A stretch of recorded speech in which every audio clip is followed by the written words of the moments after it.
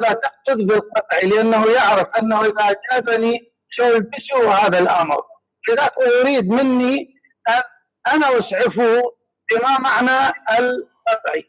طيب، بالنسبة لي عندي آية قطعية لا تحتمل التأويل، هي بسم الله الرحمن الرحيم: اطيعوا الله واطيعوا الرسول واولي الامر منكم.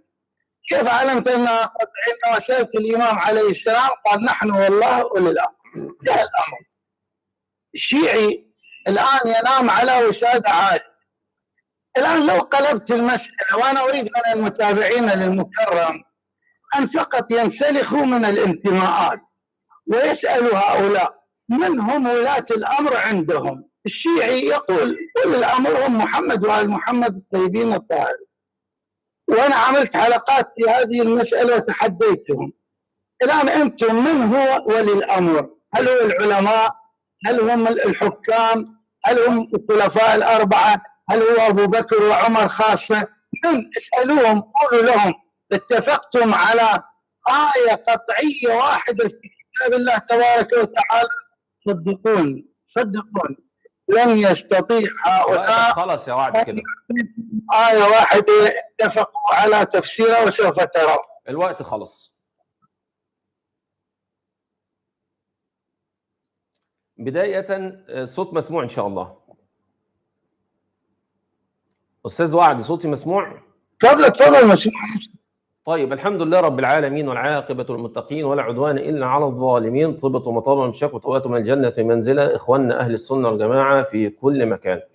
بداية طبعا أنا سألت الأستاذ وعد عن آية قطعية الدلالة على اتباع آل بيت النبي صلى الله عليه وسلم في القرآن، فظل يماطل في مسألة قطعية الدلالة، لأنه يعلم جيدا أنه لا توجد آية واحدة في القرآن الكريم الذي بيننا وبينهم آية واحدة قطعية الدلالة على اتباع آل بيت النبي صلى الله عليه وسلم. بدأ يتكلم بكلام كثير ويقول أنا تحديت، في الآخر هو لا يستطيع أن يأتي بآية واحدة قطعية الدلالة على اتباع آل بيت النبي صلى الله عليه وسلم. ثم وضع لي آية ويقول لي هي قطعية الدلالة بكلام المعصومين عنده، وأنا أقول له إذا لابد أن تعلم أولا ما معنى قطع الدلالة. قطع الدلالة الذي لا يحتاج إلى مفسر أو مؤول خارجي، يعني بمعنى أصح إن أنا لو قرأت الآية ديت لو جبت مليون واحد عربي هيفهم منها اللي أنا فهمته، أو أي حد يفهم منها اللي هو مكتوب في الآية. يعني مثلا محمد رسول الله، لو جبت مليون واحد هيقول لك محمد رسول الله، تلك 10 كاملة. ما يستطيع أحد إن هو يقول لا دول مش 10، دول 9، تلك 10 كاملة. لذلك بدأ يتهرب من قطع الدلالة. ثم قال آية كريمة ولكنه للأسف لم يكن أمينا في الآية. قال يا أيها الذين آمنوا أطيعوا الله وأطيعوا الرسول وأولي الأمر منكم، وسكت، مع أن الآية لا تنتهي هنا، وهو يعلم جيدا أن الآية لا تنتهي هنا. الله عز وجل يقول يا أيها الذين آمنوا أطيعوا الله وأطيعوا الرسول وأولي الأمر منكم، فإن تنازعتم في شيء فردوه إلى الله والرسول. فإن كانت هذه الآية قطعية الدلالة على اتباع آل بيت النبي صلى الله عليه وسلم، فلماذا عند النزاع أمرنا الله عز وجل أن نعود إلى الله ونعود إلى النبي صلى الله عليه وسلم؟ والنبي صلى الله عليه وسلم في حياته أي نعود إلى شخص النبي صلى الله عليه وسلم، والله عز وجل في حياة النبي صلى الله عليه وسلم أي نعود إلى كتاب الله عز وجل في زمن النبي صلى الله عليه وسلم. طب الآن توفي النبي صلى الله عليه وسلم، بقيت سنة النبي صلى الله عليه وسلم وبقي الكتاب، فلماذا الأستاذ وعد بطر الآية؟ هنا في حال التنازع أمرنا الله عز وجل أن نطيع الله فقط وأن نطيع النبي صلى الله عليه وسلم فقط، ولا أحد ثالث غيرهما. وهنا نقول إذا كانت الطاعة واجبة كما أنت ادعيت، مع أنها آية ليست بقطعية الدلالة، إن كانت الآية دي قطعية الدلالة كما تدعي، فلماذا عند التنازع لم يذكر الأئمة عندكم في حال التنازع ووجهنا الله عز وجل إلى النبي وإليه؟ تفضل معك المايك. طيب، أول شيء هو قال أنت من الآية. طيب، هو أنكر علي شيء هو وضع في أول أشد منه. عندما نقول له آية التطهير من آية، قال محمد رسول الله. انتم الان اسالوه، قولوا له محمد رسول الله آية، اسالوه الان. هي الآية ليست هكذا، محمد رسول الله والذين معه شداء على الكفار ذكرها، محمد رسول الله والذين معه ذكرها، شداء على الكفار ذكرها، رحماء بينهم ذكرها، تراهم ركعا ذكرها، والى اخر تراهم ركعا سجدا يبتغون فضلا من الله ورضوانه سيماهم في وجوههم من اثر السجود، ومثلهم في التوراه ومثلهم في الانجيل كزرع اخرج الشيطان فازر بالتغلب. كل هذه ذكرها، وجاب مقطع صغير محمد رسول الله، ثم هو شاطر ينكر عليه ويقول تهرب. طب انت الان بترت من الايه، لماذا تنسب لي قبيح وانت تقع فيه؟ هذه واحد. اثنين، انا اتحداك امام الجميع، امام الجمهور، ان تثبت ان هذه الايه محمد رسول الله قطعيه. اتحداك، افتح تفسير وانا افتح تفسير. هذه اثنين. ثلاث، بالمناسبة هذه الآية محمد رسول الله تثبت نبوة النبي. أسألك سؤال، هل هذه الآية في مكة أم في المدينة؟ إذا قلت في المدينة يعني معناه محمد رسول الله لم يكن نبيا في مكة حتى جاءت في المدينة، حتى أفهمك أنك لا تستطيع أن تحكم. يقول القطع لا يحتاج إلى مفسر. والله أمام الجميع لو استعنت بالجن وكان بعضكم لبعض خيرا، أتحداك أن تثبت هذا الأمر من كتبكم، أنه تأتي بآية مفسرة تفسيرا قطعيا لا يحتاج إلى مفسر. أتحداك الأمر آية واحدة من زين. الأخرى يقول أنه بدأ يتهرب وقطع من الآية. زين، أنا تقول قطعت منها، أنا أقبل فإن تنازعتم في شيء، أقبل أن تناقش في هذه الآية. الآن أمام الجميع أنا سأسأل من هم أولي الأمر في هذه الآية، بشرط أن اتفقتم عليهم كوحدة واحدة سنة، أنتم السلفية أو الأشاعرة أو الماتريدية. أتحداك أمام الجميع، وانظروا سوف يهرب من هذا الإسلام. أتحدى أن يقول لكم من هو أولي الأمر عندهم، ورب الكعبة لن يستطيع، ورب الكعبة لن يستطيع. وليكذبني الآن. وقتك خلاص. تفضل. وقتك خلاص. أولا بداية هو هرب من الآية الكريمة. إزاي هرب من الآية الكريمة؟ فرع المسائل كعادة وعد. أنا سألته سؤال مباشر، هل هذه الآية قطعية الدلالة أم لا؟ فقال لي نعم قطعية الدلالة، واحتاج إلى مفسر آخر ألا وهو قول المعصومين عنده في الآية، إذن الآية ليست قطعية الدلالة. بطر الآية وقال يا أيها الذين آمنوا أطيعوا الله وأطيعوا الرسول وأولي الأمر منكم فإن تنازعتم في شيء فردوه إلى الله والرسول. فمن المفترض أن يقول لي في حال التنازع لماذا الله عز وجل استثنى أولي الأمر وتكلم في الله وتكلم في الرسول صلى الله عليه وسلم، أي الرجوع إلى الله وإلى النبي صلى الله عليه وسلم. ومع ذلك برضو أيضا تهرب وقال لي أتحداك ومش أتحداك والكلام ده، ومع ذلك هو تهرب، يعني هو لم يجب بأي إجابة، هو فقط طلع عشان يقول أتحداك وما أتحداك. أما قوله أنني بترت الآيات، أنا لم أبتر الآيات، أنا أتيت لك بألفاظ صريحة دلالة على مسألة القطع، محمد رسول الله. لو أنت حتى اقتطعتها من الآية لن تضر الآية، لأن محمد رسول الله لو جبت مليون هيفهموها محمد رسول الله. تلك 10 كاملة، ما معناها أنها بطرت الآية؟ لا، أنا جبت الألفاظ اللي هي لا تحتمل التأويل، فأنا أريد آية كهذه الألفاظ التي لا تحتمل التأويل. فهمت المقصد ولا ما فهمت؟ أظن أن أنت فاهم المقصد، ولكنك يعني عايز بمعنى أصح تراوغ في المسألة. أما قولك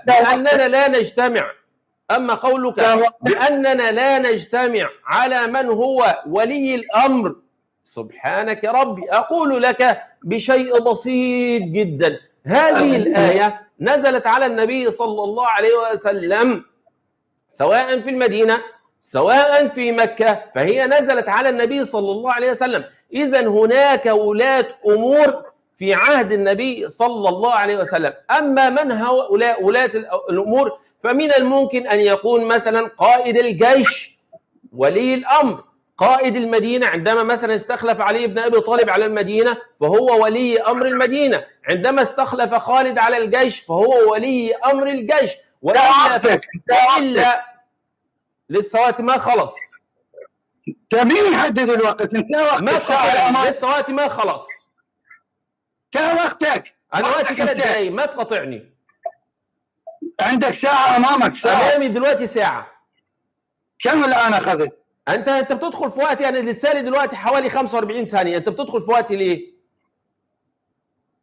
افتح حضرتك انت ستوب ووتش عندك. تفضل. افتح ستوب ووتش عندك لو سمحت، ما تقاطعني، لو قاطعتني تاني اعيد وقتي من اول وجديد. لا هو مو كيفك، لكن انا عندي الوقت انتهى، يؤشر الوقت انتهى. تمام. فهنا لا يستطيع أحد تحديد من هم ولاة الأمر، فإن عينهم النبي صلى الله عليه وسلم كانوا ولاة الأمور سواء على الجيش سواء على المدينة، كما عين النبي صلى الله عليه وسلم أسامة، فأسامة آنذاك هو ولي الأمر، لأن كما قلت أن الآية نزلت في عهد النبي صلى الله عليه وسلم، إذن يجب أن يكون هناك ولاة أمور. طيب لماذا الاستثناء في الآية وهو ده وهذا الذي تهرب منه وعد اللامي؟ لماذا استثناء في الآية إذا كان هؤلاء ولاة الأمور هم فقط الأئمة المعصومين عندك؟ فهل عند العصمة يستثنى المعصوم أم لا؟ يا ريت تجاوب على سؤالي وتفضل يا أستاذ وعد. طيب أنا الآن أنظر إلى الوقت مع الأخوة يتابعون مع وليد. ماشي. يا أهل السنة 19 يا أهل السنة، يا أهل السنة، أنا سأخاطبكم. قبل هذا أنا أجيب. هو يقول لو كانت الآية قطعية لما احتاج إلى تفسير المعصوم. ماذا بك يا ولي؟ تفسير المعصوم، المعصوم عندما يقول فينا هؤلاء هم أولي الأمر الذين أوجب الله طاعتهم. إيش أنا ما أحتاج مفسر، هو المعصوم قال لي نحن أولي الأمر، إيش دخل المفسر في هذا الأمر؟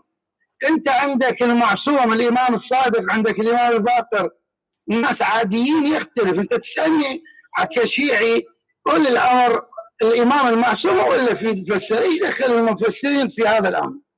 يا أهل السنة، هذا المكرم وليد يقول لكم أنا ما أعرف من هم ولي الأمر. النبي نزلت عليه الآية وعين القائد الفلاني والقائد الفلاني. طيب يا أهل السنة، فتحوا الآن التفاسير. أتحدى أن يتفقوا على أن أولي الأمر هم قادة الجيش، ورب الكعبة هذا لا يقول لكم الصدق. هذه واحد. اثنين، أنتم يا أيها السعوديون، يا أيها المصريون، عندما تقول مين ولي الأمر ستقول الملك سلمان. إيه دخل قائد الجيش بالملك سلمان؟ الملك. لما أقول لك مين ولي الأمر تقول لي السيسي. لما أقول المغرب فعندكم ولي، ولذلك يسمون محمد بن سلمان ولي العهد. مين ولي أمرك تقول الملك سلمان؟ أين يضعكم هذا وليد؟ يريد أن يهرب من الإلزام. ليش؟ لأن إذا قال ولي الأمر القائد هو يقول عينه النبي صلى الله عليه وسلم، طيب النبي عين قائد، طبعا هذا يقود الجيش، يصير ولي أمر لهذا الجيش. لكن هذا الأمر هو الذي الله تبارك وتعالى قال أطيعوا الله وأطيعوا الرسول وأولي الأمر، يعني أطيعوا الجيش، يعني ما قال أطيعوا الله وأطيعوا الرسول والملك سلمان، يعني القادة ليس هم أولي الأمر. أنتم اسألوه، قولوا له من أين جئت بهذا التفسير. لن يستطيع لأنه يعجز. أنا على مدى حلقات تحديتهم وعجزوا، والآن هو يعجز وسوف ترون أنه يعجز.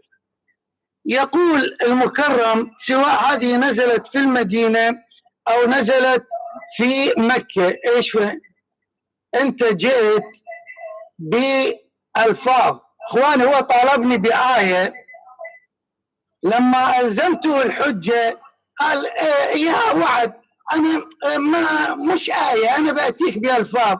طب يأتي إنسان يقول الله من القرآن، الله خالق، هذه لفظ.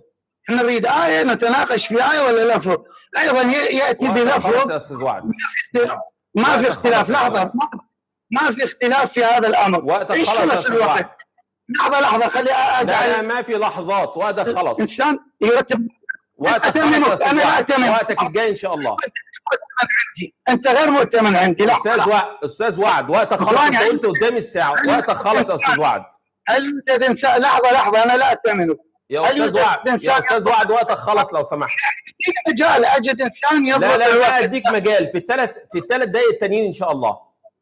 طيب أنت متى تبدأ؟ الآن تبدأ كم الوقت الآن؟ أنا الآن 23 دقيقة بالضبط. يلا تفضل. أنا عندي 42. طيب الله المستعان. أولا قال أن أهل السنة والجماعة اختلفوا في من هم ولاة الأمور، وأنا أقول ده شيء طبيعي لأن ولاة الأمور متغيرون عبر الزمن. هو يقول أنه يجب أن يكون هناك ولاة أمور معروفين. طيب نسأل سؤال لوعد. الآية نزلت على النبي صلى الله عليه وسلم، إذا لابد أن يكون هناك ولاة أمور على عهد النبي صلى الله عليه وسلم معروفون. فمن هم ولاة الأمور على عهد النبي صلى الله عليه وسلم المعروفين لديكم؟ وهذا سؤال قاتل وقاسم. ثالثا، لماذا يتهرب وعد من الاستثناء في الآية؟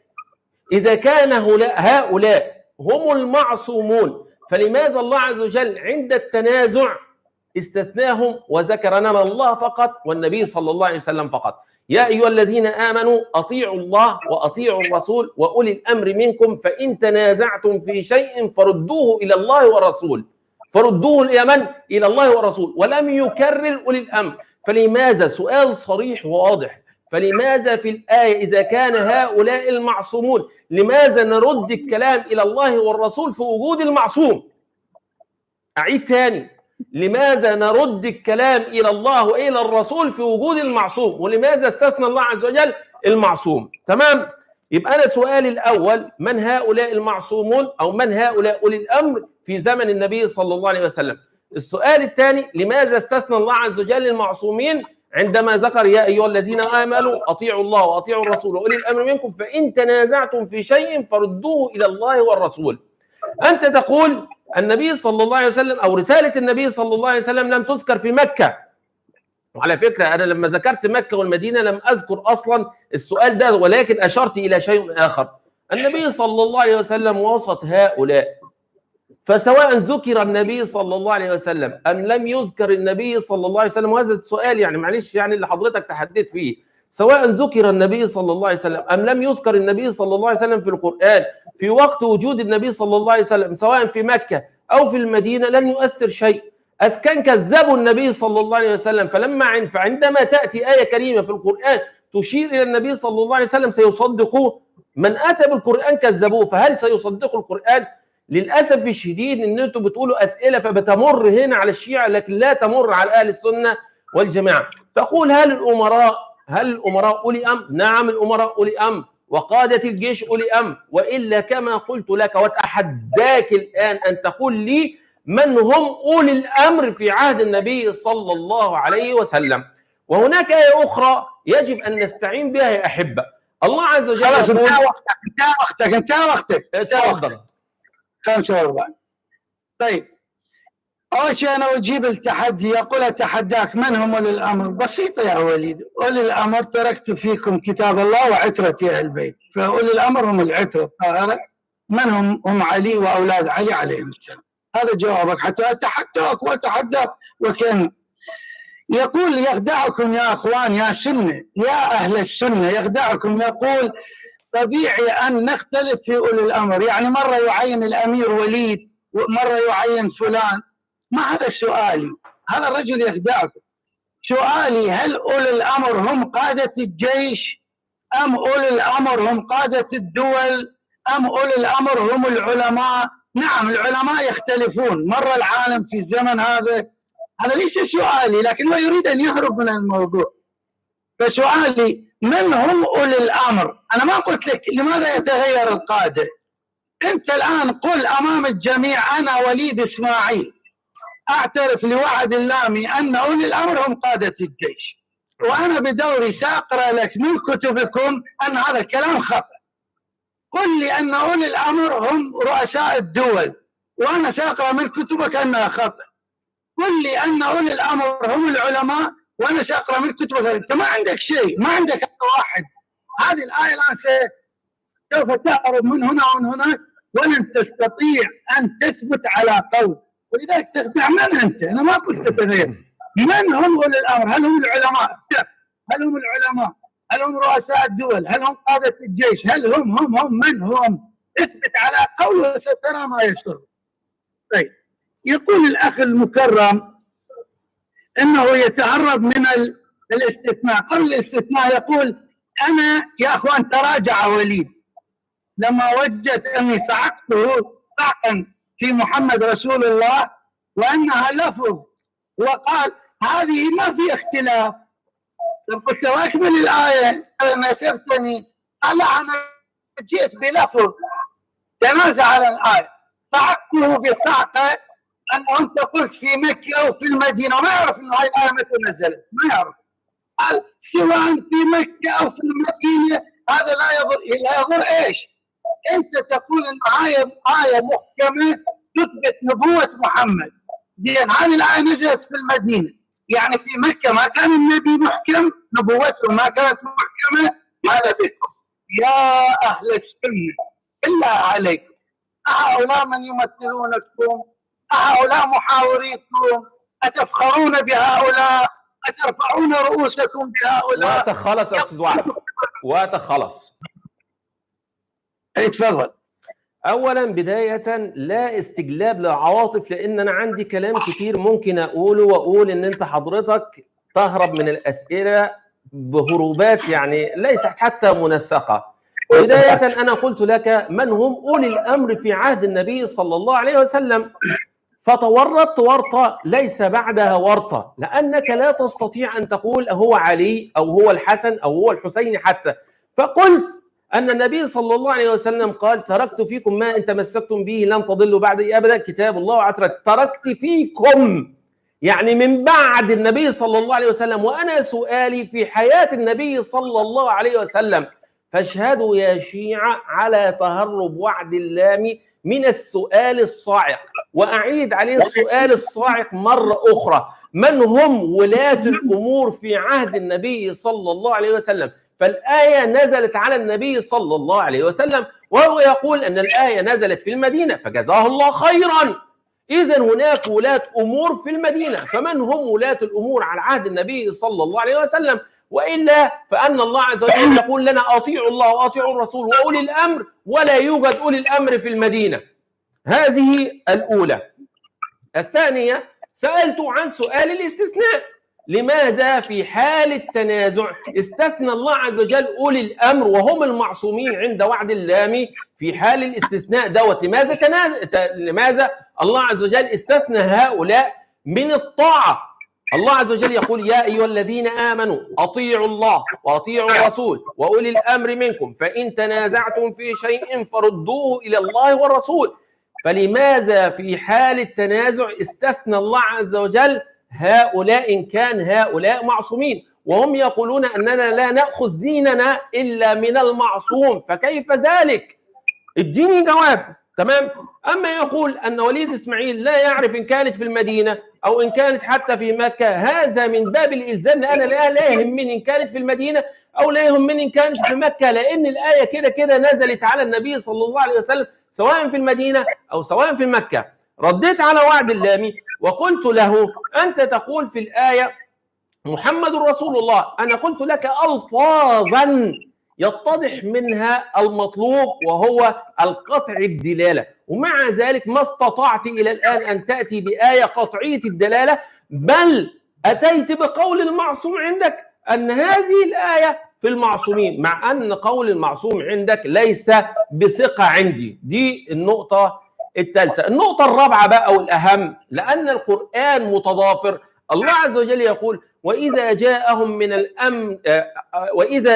أمر من الأمن أو الخوف أذاعوا به ولو ردوه إلى الرسول وأولي الأمر منهم لعلمه الذين يستنبطونه منهم. فأنا أتحدى وعد الآن يقول لي تفضل. 32. اخواني يقول انه ما في فرق انه الايه نزلت في المدينه او في مكه. ايش انت يا رجل يا اهل السنه؟ هذا جاء بايه يقول انها محكمه، بتر الايه، استخدم لفظ محمد رسول الله وبتر الايه كي يخدعكم، ثم لما صعقته بهذا الامر قال هذا ما يهمني. لماذا؟ لانه في المدينه او في هذا هو نبي. انت تقول ان هذه ايه محكمه، معناه قبل ان تنزل ايه نقول تكون محكمه. ايش هذا؟ تبلعها. طيب يقول عندي سؤال صاعق بعد ان صعقته بانه اولي الامر بكل بساطه وقلت له هم العتره. لا، انا اريد النبي في وقت النبي. في وقت النبي نعم هم العتره، لكن احنا ولي الامر هو النبي صلى الله عليه واله وسلم. هذا اللي هو المرجع، مثل ما ان النبي صلى الله عليه واله مرجعه القران الكريم. فاذا وجد امير المؤمنين عليه السلام واشار اليه النبي فمن ولي امره؟ ولي امر النبي محمد صلى الله عليه واله وسلم. لكنه هل يعتبر امير المؤمنين عليه السلام ولي؟ نعم ولي امر النبي صلى الله عليه واله، لانه قال الست اولى بالمؤمنين من انفسهم؟ قالوا بلى. قال وهذا علي مولاه في الفاظ من كنت وليه فعلي وليه. فالنبي هو الولي من كنت وليه وعلي وليه. ايش السؤال الصاعقه وتابعوه كانه جاي شيء؟ وهذا الحديث صححوه علماءك وعلماءك، ما عندك شيء اساسا، ما عندك شيء. ولذلك يا اخوان هو الان ماذا قال؟ هرب من سؤالي بانه من هم اولي الامر عندكم بايه محكمه ما استطاع ان يجب. هل هم الرؤساء؟ قال وعد الله يتهرب من الارجاع. انا الان ساساله حول قضيه الارجاع. الله قال اطيعوا الله طاعه مطلقه، واطيعوا الرسول طاعه مطلقه. اطيعوا الله واطيعوا الرسول واولي الامر منكم، عطفها على طاعه الله وعلى طاعه الرسول. طاعه اولي الامر طاعه مطلقه. يقول فان تنازعتم، اساله الان مين اللي يتنازع؟ هاي تنازعتم المين يخاطب بها من؟ يخاطب اتحداه ان يجيب حتى يجيبه. التنازع لا يكون للامر او اولياء خلاص يا استاذ وعد، الله تبارك وتعالى ارجع الطاعه لهم. وقتك خلص يا استاذ وعد. اولا بدايه يقول ان انا بترت الايه. اولا انا لما ابطر ايه فانا استشهدت بالالفاظ على قطعيه الدلاله حتى ابين لك ما هي قطعيه الدلاله. محمد رسول الله، حتى لو انا بترتها من الايه، هل تؤثر في الايه ان محمد رسول الله؟ تلك 10 كامله. لماذا لم تقل لي ايضا انت بترت تلك 10 كامله؟ لان انت معلش يعني خطابك ليس لي، ولكن خطابك لكي يعني تحتضن الشيعة حتى لا يدخلوا عند اهل السنه والجماعه، وحتى لا يعرفوا انك يعني لا تستطيع الاجابه المباشره. فقلت كما انا بترت انت بترت. فانا لم ابتر، ولكن انا استشهد حتى لو استشهدت ببعض ايه على انها قطعيه الدلاله وليس الكل. تمام؟ عندما سالتك سؤال مباشر وقعدت حضرتك تتهته فيه وتقول لي لا، ولاة الامور هنا والطاعه لهم واجبه هم علي بن ابي طالب رضي الله عنه وارضاه. اتحداك ان تاتي لي بتفسير واحد يقول ان علي بن ابي طالب واجب الطاعه في عهد النبي صلى الله عليه وسلم، وهو المقصود باولي الامر. وبعدين اولي الامر على فكره جمع وليست مفرد، علي بن ابي طالب مفرد. انت قلت ان الطاعه هنا مطلقه، وان اولي الامر عائده على طاعه الله عز وجل وعلى طاعه النبي صلى الله عليه وسلم. ولكن حضرتك برضو ايضا بطرت الايه، لان الايه تستثني المعصومين، والايه صريحه جدا جدا في استثناء المعصومين. والا لو المعصومين واجب الطاعه لما استثناهم الله عز وجل حين التنازع او في حاله التنازع. الله عز وجل يقول واطيعوا الله واطيعوا الرسول واولي الامر منكم فان تنازعتم في شيء فردوه الى الله والرسول. وانت الى الان لم تقل لي لماذا الرد الى الله والرسول، ولماذا لم يكن اصلا الرد للمعصومين. حتى لو افترضنا أن هذه الآية كمان بعد النبي صلى الله عليه وسلم، إذا لابد من وجود كتاب وسنة وقول معصومين. وعند الاختلاف أصلا كمان مع المعصومين عندك يرد الكلام إلى كتاب الله وسنة النبي صلى الله عليه وسلم. فالآية أيضا كما تختص في حال حياة النبي صلى الله عليه وسلم تختص من بعد وفاة النبي صلى الله عليه وسلم. وأنا أثبت لك أن هذه الآية ليست في المعصومين عندك، وأنت لن تستطيع أن تأتي بآية قطعية الدلالة على اتباعهم رضي الله عنهم. الله عز وجل يقول: وإذا جاءهم أمر من الأمن أو الخوف أذاعوا به ولو ردوه إلى الرسول وإلى أولي الأمر منهم لعلمه الذين يستنبطونه منهم. هنا كلمة منهم هل هي بيانية أم من للتبعيض؟ أتحداك وأتحداك وأتحداك أن تقول لي أن منهم هنا هي للتبعيض ولا بيانية وليست للتبعيض. اتفضل معاك المايك. طيب، الآن اعترف الأخ وليد المكرم أنه أنا وبدأ يتعتع أنا أردها عليه أنه هذه الآية أنا جئت بألفاظ. لماذا؟ لأنه حقيقة انصعق عندما بينت أنه يبتر الآيات. إخواني، أليس من العيب أن هؤلاء يمثلونكم؟ يقول أتحداك تعطيني آية، ولما هو يأتي بآية، يأتي محمد رسول الله ويبتر كل الآية لكي يبين لكم أن هذا الأمر عند الشيعة أمر باطل، يحذف من القرآن ويخدعكم. إلى متى تبقون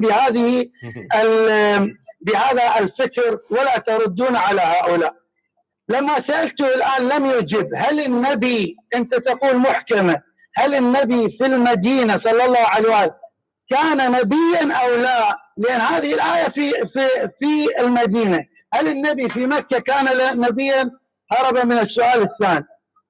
يقول أنه أتحداك أنه تأتي بلفظ. أنا جئت لك بأحاديث صحيحة عندك وتتعلم عندك أنه من كنت وليه، ابن حجر في فتح الباري صححه، كثير من العلماء، الألباني على ما في الباري صح أن علي بن أبي طالب هو الولي. القرآن الكريم ماذا قال؟ وما اختلفتم فيه من شيء فحكمه إلى الله. هنا ما قال فحكمه إلى الله وإلى الرسول، فحكمه إلى الله. إيش يعني لا نرجع إلى الرسول؟ يا أهل السنة بالله عليكم، هؤلاء من يمثلونكم.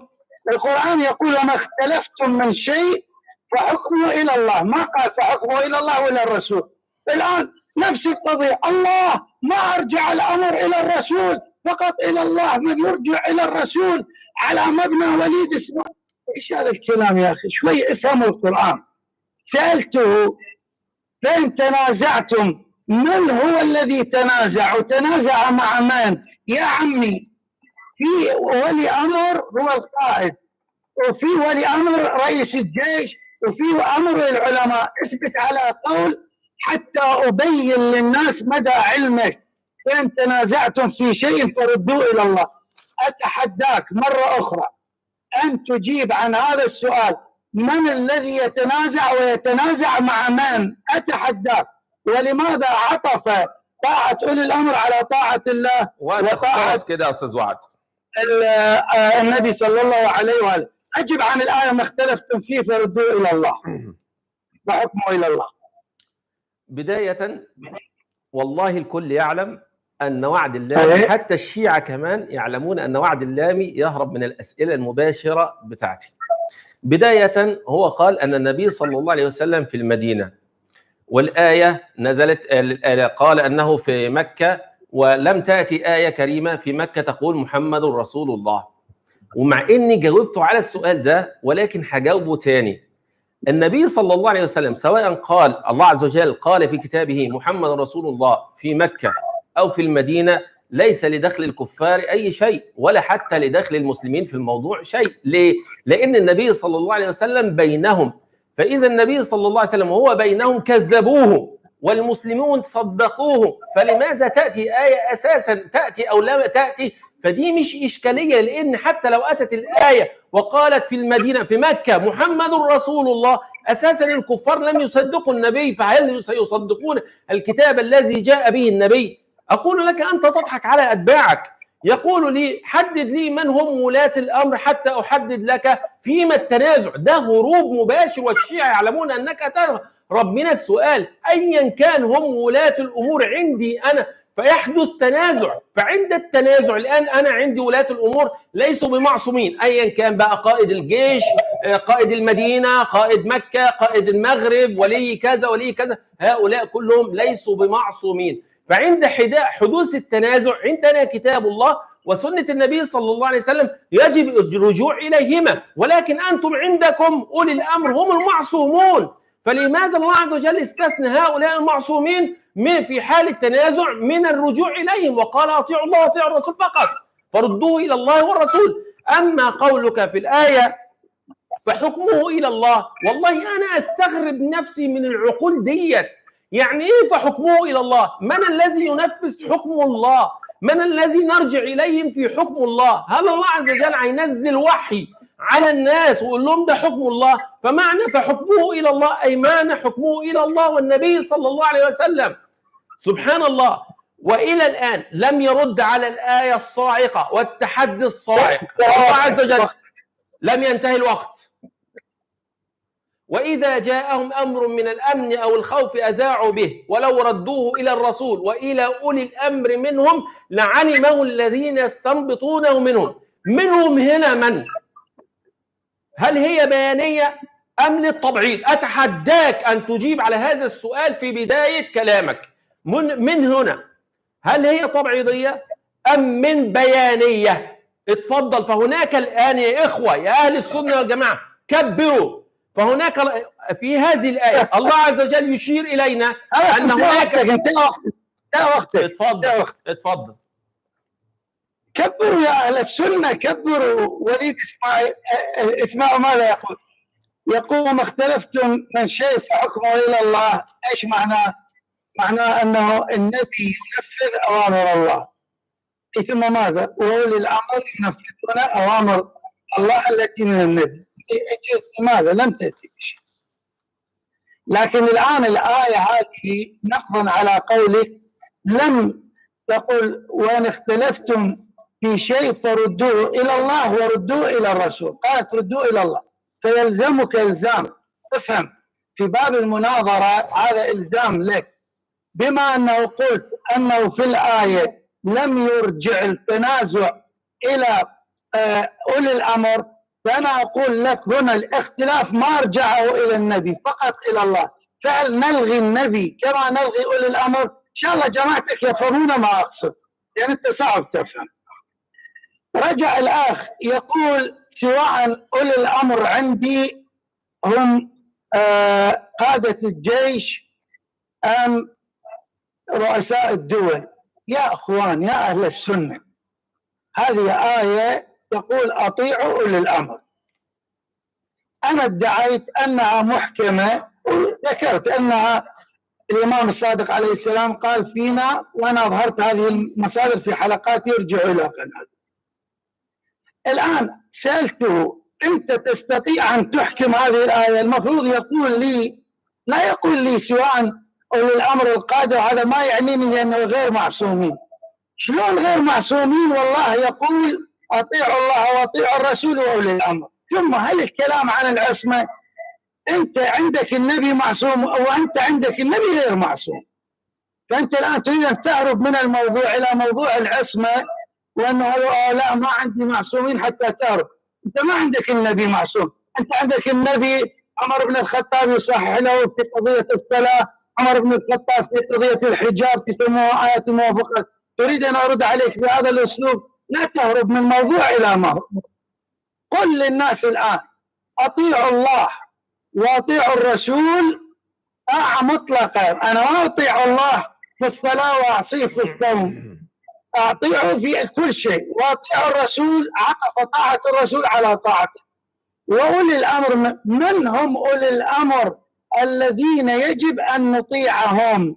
هل هم العلماء؟ هل هم رؤساء الدول؟ الملوك؟ من هم؟ يا رجل جاوب جماعتك، مش جاوبني أنا، جاوبني. هذه الآية محكمة غير محكمة؟ من هم أولي الأمر؟ لحظة كيف خلص الوقت أخي؟ أنت عندك ساعة ولا إيش؟ والله عندي ميقات اهوت. طيب الآن راح أحسب 6، أنا ما كنت أتابع معك. ماشي، تفضل. احسب براحتك. بداية قلت له لو سمحت جاوبني على الآية يستنبطونه منهم، هل هي من بيانية ولا من تبعيضية؟ لو من تبعيضية خلاص انتهت مسألة ولاة الأمور اللي هو بيتكلم عليها. ليه؟ يا أخوانا لاحظوا معايا، الله عز وجل يقول وإذا جاءهم أمر من الأمن أو الخوف أذاعوا به ولو ردوه إلى الرسول وإلى أولي الأمر. إذن أولي الأمر هنا هو يقول الرسول، وأولي الأمر هنا المعصومين عنده، تمام؟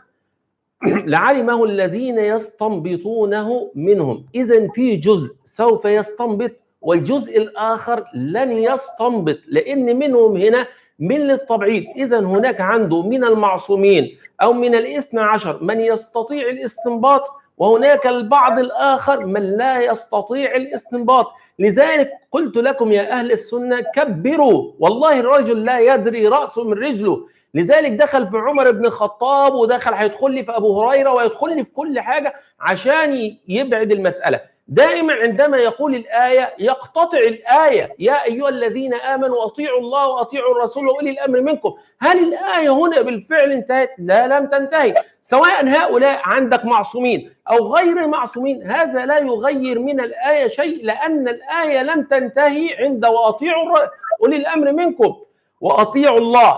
يا أيها الذين آمنوا أطيعوا الله وأطيعوا الرسول وأولي الأمر منكم فإن تنازعتم في شيء فردوه إلى الله والرسول. فقلت لك عند حال التنازع، سواء إحنا معصومين عندك أو غير معصومين عندي، سواء قادة الجيش عندي أو غير قادة الجيش عندي، سواء أي شيء بقى عندك أنت، أنا سألتك سؤال مباشر: لماذا في حال التنازع الله عز وجل يستثنى أولي الأمر؟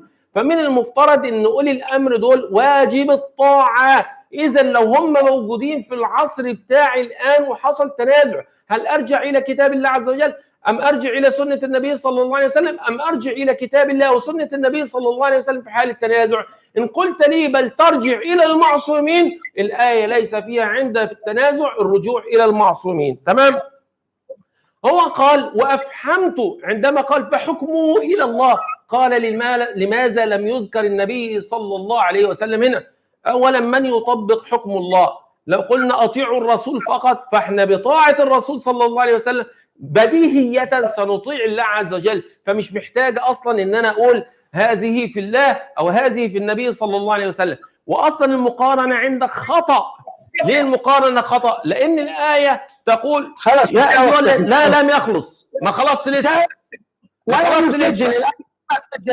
خلاص ما خلص لسه، ما خلص، انا مسجل لسه لي 45 ثانيه، لسه لي 45 ثانيه. لا تخرب الحوار، لا تخرب الحوار، الوقت انتهى يا اخي الله يبارك في عمرك، الله يهديك، لسه لي 45 ثانيه.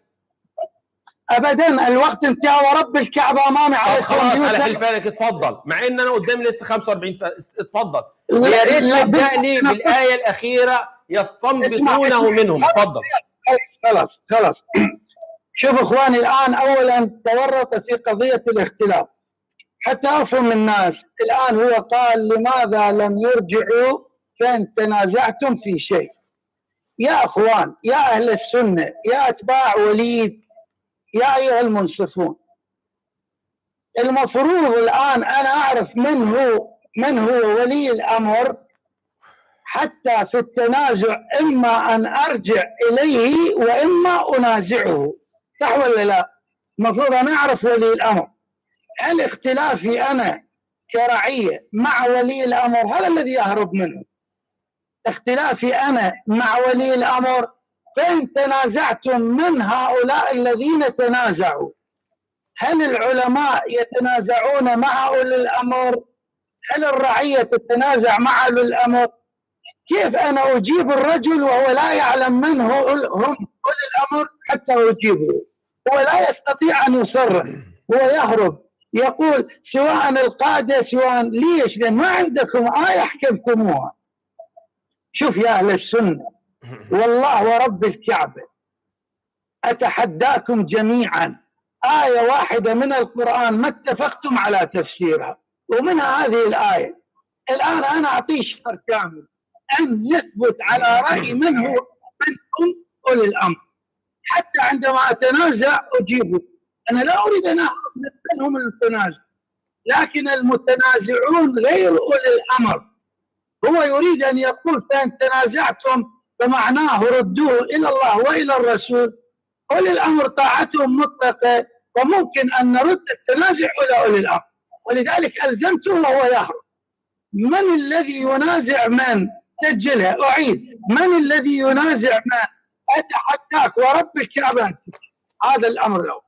الأمر الثاني، رجع يقول كفار مكة لا يؤمنون بالنبي صلى الله عليه وآله. ايش تخمن بكفار مكة؟ انت في الآية بكفار مكة، ولا تقول انه هذه قبل قليل تقول لو قرأ هذه الآية كافر بوذي فإنه يفهم أن محمدا صلى الله عليه وآله رسول الله. الآن رجعت تقول كفار مكة، لذلك أقول لكم هذا يتخبى. رجع يقول كفار مكة لا يؤمنون بالنبي. إذا النبي ما كان محكم أنه رسول الله. لماذا تقول كل الناس تفهم هذه الآية؟ وقتك خلص. 9:12 وقتك خلص.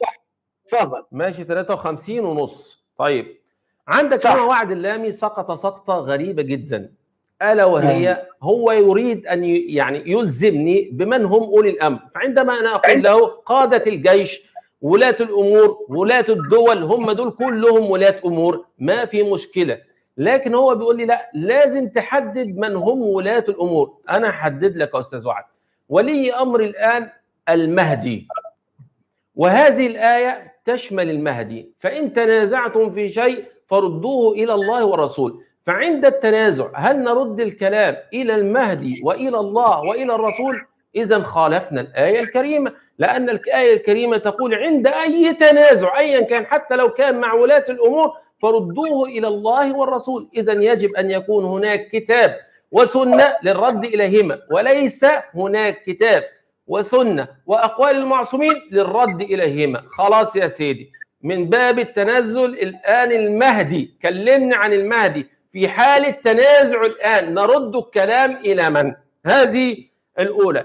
الثانية، عندما قلت له وهو لا يفهم، أنا أقول له ألفاظ محمد رسول الله. استخدم ألفاظ حلوة، احترم نفسك. لا أنت اللي قعدت تقول ألفاظ بقى ملهاش لازمة. ويا أهل السنة لو سمحت خلينا أكمل. لو سمحت خلينا أكمل. أنا آسف لك يا سيدي، لو سمحت خلينا أكمل. بس تأسف، لا تستخدم أنا ما أسأت لك. أنا قلت لك أهو آسف لك يا سيدي عشان الحوار يتكمل. تفضل. هو يقول الكفار مش الكفار، وإزاي الكفار سيؤمنوا أنه رسول.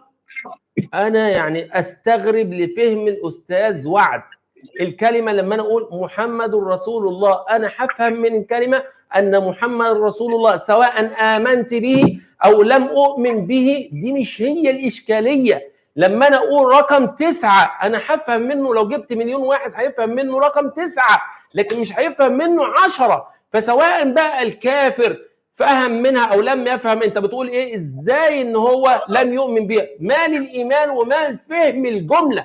أنا بتكلم عن فهم الجملة، أي أن الجملة لا تحتاج إلى مفسر خارجي، فدي بعيد أصلا عن الإيمان. فيا ريت تركز معايا يا أستاذ وعد.